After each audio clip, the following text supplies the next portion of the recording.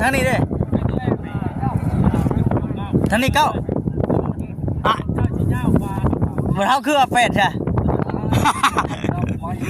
เอาอันนี้ตู้เอ้ยพี่ไปเอาว่ะเอาตัวที่บ่นะเอาเขาอยู่กินคือว่า86 7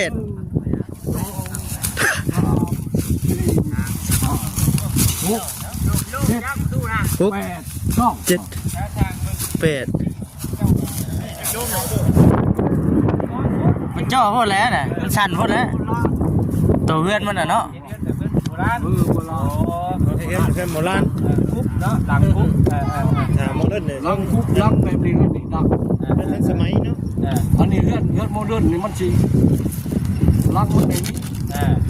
ตัวนี้มันก็ทางไปยิงแม่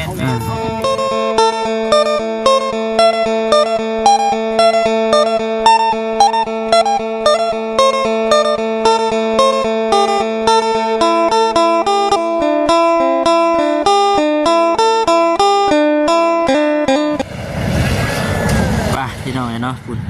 ทางเงินพอตู้น้องบุญทวีเพื่อนพี่น้องเนาะกำลังอยู่เบิ้งความกว้างความยาวเนาะกำลังวัดแทกนะว่าอะไรก็ได้บอดเดียวเพิ่นสีตั้งเพื่อนโดยพี่น้องเนาะเอาก่อนอื่นกันมิแต่ว่าทักทายสบายดีเด้อพี่น้องเด้อ FC กันเบิร์ดสุขุสุขคนพี่น้องพบกันอีกเช่นเก่าเช่นเคยพี่น้องเนาะพบกันอีกแล้วน้องบุญทวีสบายดีไม่ยั้งน้ำมือน่ะฮะมาใกล้ๆพี่ใครเห็นเนี่ยเจ้าบ่ฮะครับเถอะไปคักแท้ได้ยังบ่ฮะไม่ต่อยเป็นแข้งกระต้องบ่เลยนะเกี่ยมเลยเนาะทางนี้เนาะเกี่ยมสิไปต่อยเป็นแข้งล้มสิมันได้ยังบ่ได้อยู่ดิล้มสิมันบ่บินมันบ่ไป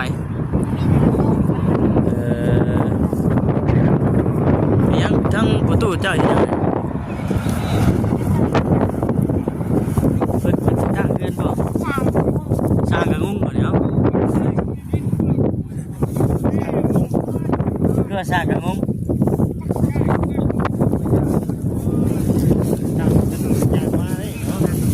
เอ้าเพื่อนเพิ่นใกล้ๆนี่จ้ะเพื่อนเพิ่นนี่แหละพี่น้องเนาะมาเบิ่งจากที่เห็นทางประตูเราเบิ่งเลยขึ้นนี่แหละเดินสร้างขึ้นเพิ่นสิเคิงไว้นะพี่น้องเนาะโยกนี่หารักกันครับสิโยกกัน1 2 3 4 5 6 7 8เนาะ8คุณเก้าวะทั้งนี้ดิทั้งนี้เก้าอ่ะเหมือนเขาคือว่า8ใช่เอาอันนี้ตู้เอ้ยพี่ไปเอาว่ะเอาตัวที่บ่นะเอาเขาอยู่กินคือว่า8 6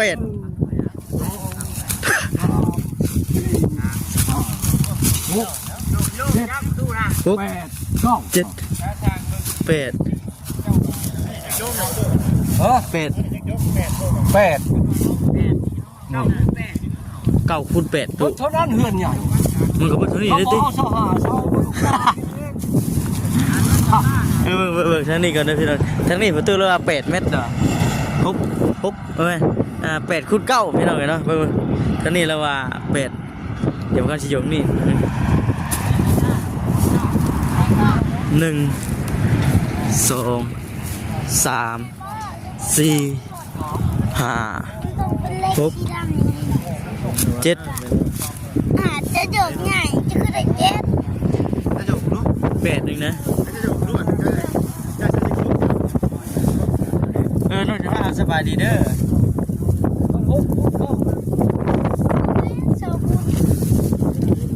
อ๋อเด้อรถไฟน่ะ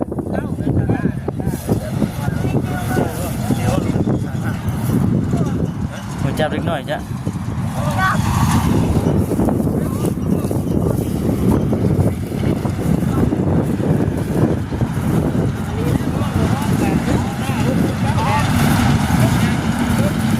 นี่6บ่ตัว 6 คูณ 9 6คูณ9 6 คูณ 9แล้วนี่ พอดีนั่นได้นิดหน่อยเอาเจาะได้นี่เอาเจาะแล้วได้นี่ โอ้ทั้งพานนี่มีแต่3 มาดูแล้วเอาด้านไหน เจ้าผู้เพื่อนเจ้าสิคุกได้ว่าเจ้าใจชิว่าจะประกาศเป็นว่าใช้ดักนี่ดักนี่ก็มันจังสิไลถ้าจะเห็นเรื่องจะได้มาแบบนี้ต้องลง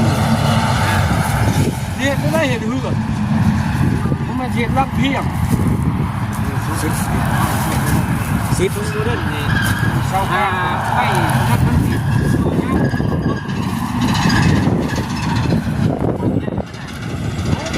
ต้มออกไปนะเอาไปข้าวใส่ว่าดูด้านไหนตามที่ไม่ได้มา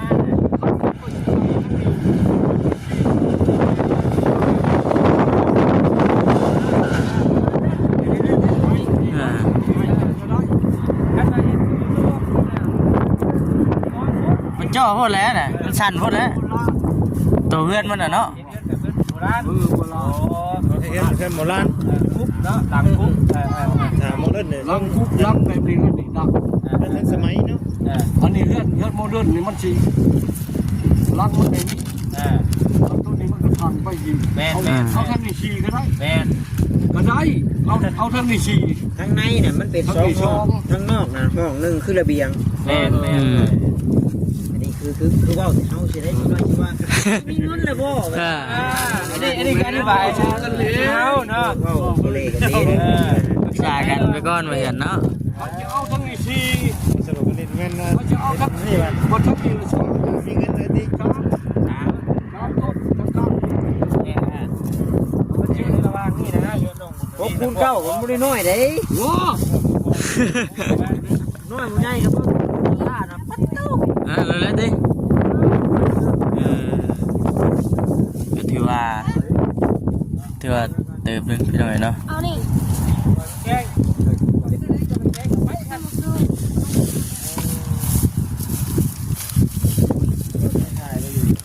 พี่น้อยเนาะถือว่าได้เข้ามา เยี่ยมยามเนาะพี่น้องพวกกันที่คลิป2เนาะเอาคนอื่นอากาศทักทายสบายดีทีนึงพี่น้องเด้อเนาะ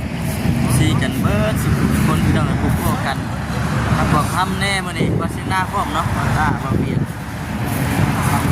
ทางมาเยี่ยมมายามหรือว่าแวะเข้ามาเยี่ยมมายามเนาะไทยซีที่เขาต้องที่ไปเบิ่งน้องคนไล่มันแข่งในกับบ้านนั่นแล้วก็เป็นทางกันประตูเราอยู่เบิ่งเรื่องอย่างบ่เทียดเดือนอะไรหน่อยเนาะไปกันไปเบิ่งไปกบต้นเก่าบริการขอบคุณหลายๆพี่น้องเด้อที่เข้ามากดติดตามชมเข้ามาเป็นกำลังแรงใจให้นี่เด้อพี่น้องเด้อเนาะมันนี่ก็มาเยี่ยมมายามมาถามไทยเบิ่งในที่ว่าทางที่งานได้เป็นแต่บริคอยเข้ามาเรื่อยเป็นไอเพราะว่าเพิ่นมาอยู่แต่ว่าเพิ่นเวะนี่แหละก็เป็นเพิ่นเวะนี่เพิ่นลงมากระเวะนั่นแหละเก่งจะฝากให้ที่ติดตามเบิ่งทำมือจิตเพิ่นในพี่น้องเนาะว่าประมาณ 2-3 มื้อทางส่วนกรณีเพิ่นสิมาจ่ายเงินหรือว่าจังใดพี่น้องเนาะ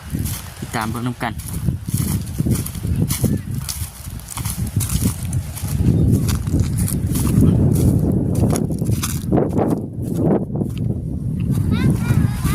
ฮะมีบ่ระวังเด้อลมเด้สิหย่ำมึงก่อนจักตัว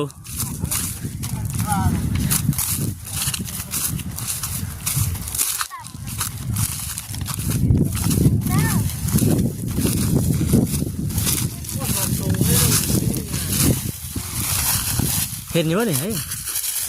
บ่ต้องใส่ผ้ามาเดี๋ยวมาจับให้มา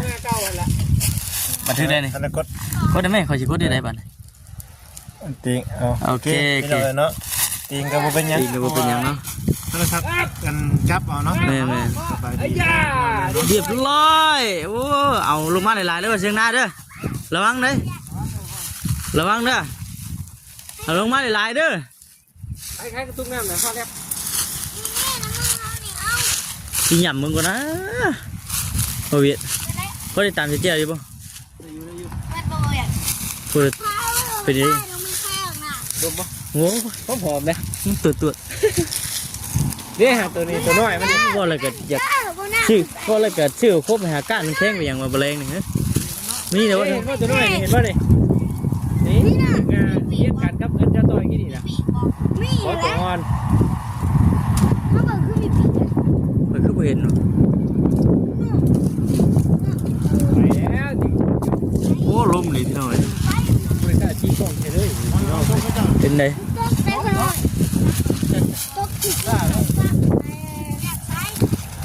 อยู่บนเก่าแล้ว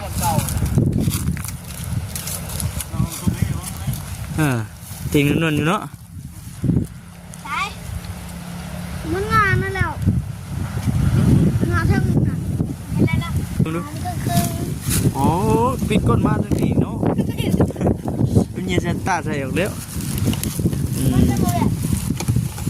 นี่ชงโต้ ไปเบิ่งหอมเนี่ย ก็ยังจะยังพบ หอมตุด ตาหากินประมาณดอกเพิ่งทักละ ๆหากินเนี่ยอื่นเลยดิ ไปกันไปเห็นไปยังลองคนเลี้ยงเนาะ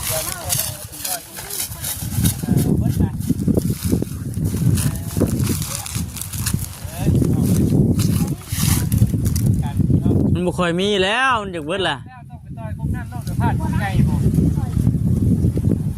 พลาดรถก่อนได้ก็แต่ มันจากเบิดเลยล่ะพี่น้องเนาะคือตะกี้ เพื่อนพากันมาเอาหัวก้าวไป เบิดแต่มื้อนั้นแล้วใช่ ตามมึงด้วยกันดูกันดูมาแล้วนี่แล้ว มิดสมอย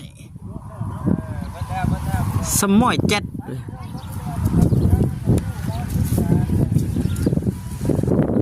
มิดจิลี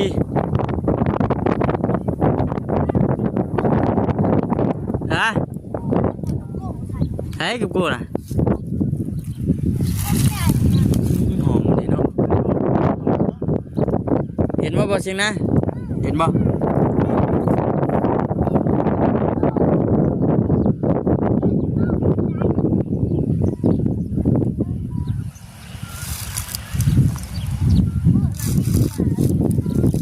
มันเบิดตั้งแต่เมื่อนั้นแหละ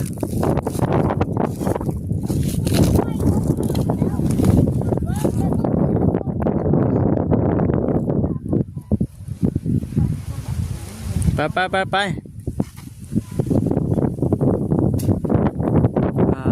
ลมพี่น้องเนาะขับมาแหงลมมีสมอย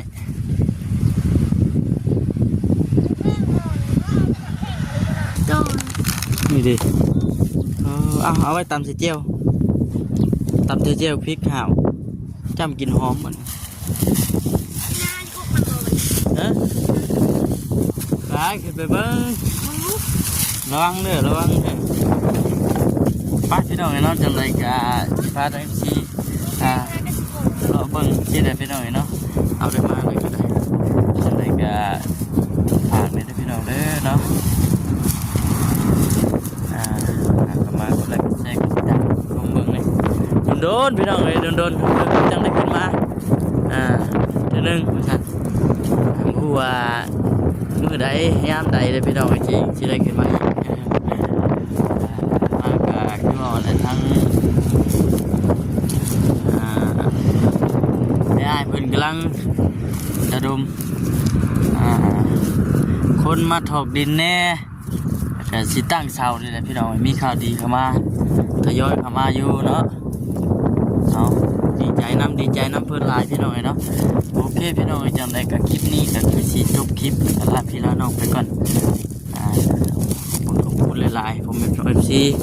แล้วก็ขอบคุณทางพระผู้ใหญ่ที่สัดซอยครอบครัวน้อง บุญทวีเนาะน้องยังไรน้องยังไรลืมไปเลยพี่น้อยเนาะอยู่ดีไม่แห้งกันพี่น้อย